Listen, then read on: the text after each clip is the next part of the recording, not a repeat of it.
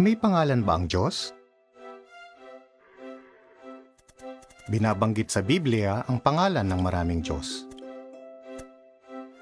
Ang mga bansang katabi ng Israel noon ay sumamba sa mga Diyos na sina Astoret, Baal at Molek.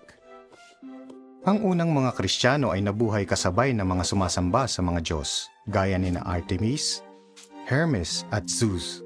At ang pangalan ng mga Diyos na iyon ay nasa Biblia. Binabanggit sa Biblia na maraming mga Diyos. Pero ang pangalan ng isang Diyos ay lumitaw sa mga manuskrito noon ng Biblia ng mas maraming beses kaysa sa pangalan ng lahat ng ibang Diyos. Kung babasahin mo ang mga Biblia sa ngayon, makikita mo pa rin ang pangalan ng ibang mga Diyos. Pero sa maraming Biblia, inalis ang pangalan ng Diyos na pinakamaraming beses na binanggit. Ang pangalang iyon ng Diyos ay lumitaw sa pinakaunang mga bersyon ng Biblia ng mga 7,000 ulit. Sino ang Diyos na iyon na ang pangalan ay inalis mula sa Biblia? Ang unang bahagi ng Biblia na kadalasang tinatawag na Lumang Tipan ay isinulat sa Hebreo at sa kaugnay nitong wika na Aramaiko. Sa Hebreo, 4 na letra ang pangalan ng Diyos. Binabasa ito mula kanan pa kaliwa. Sa Ingles, ang 4 na letrang iyon ay katumbas ng mga katinig na Y, H, W, H. Walang nakaalam sa orihinal ng mga patinig na ginamit sa pangalan ng Diyos. Pero ang 4 na letrang bumubuo sa pangalan ng Diyos ay nasa sinaunang mga manuskrito ng Biblia. At isinulat sa maraming lugar. Sa Ingles, ang karaniwang salin ng pangalan ng Diyos ay Jehovah. Ang ibang salin naman ay Yahweh. May mga Biblia na gumagamit ng alinman sa mga saling ito ng pangalan ng Diyos sa awit 83:18 at sa iba pang teksto.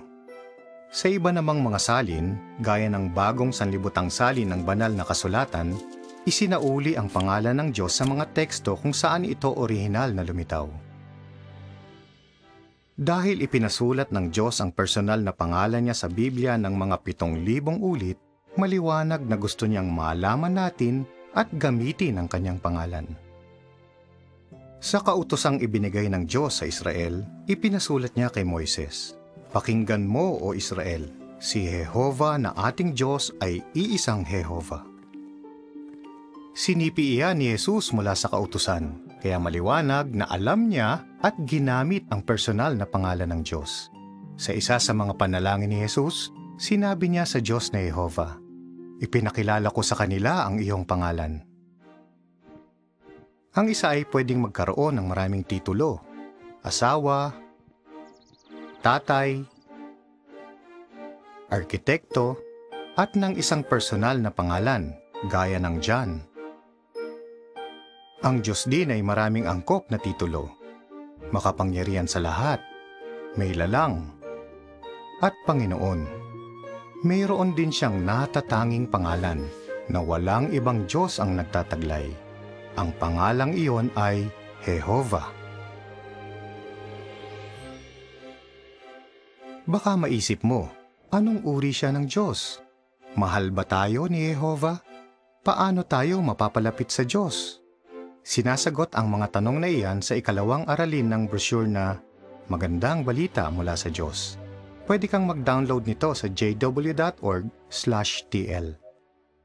Handang tumulong sa iyo ang mga saksi ni Jehovah sa pag-aaral ng Biblia.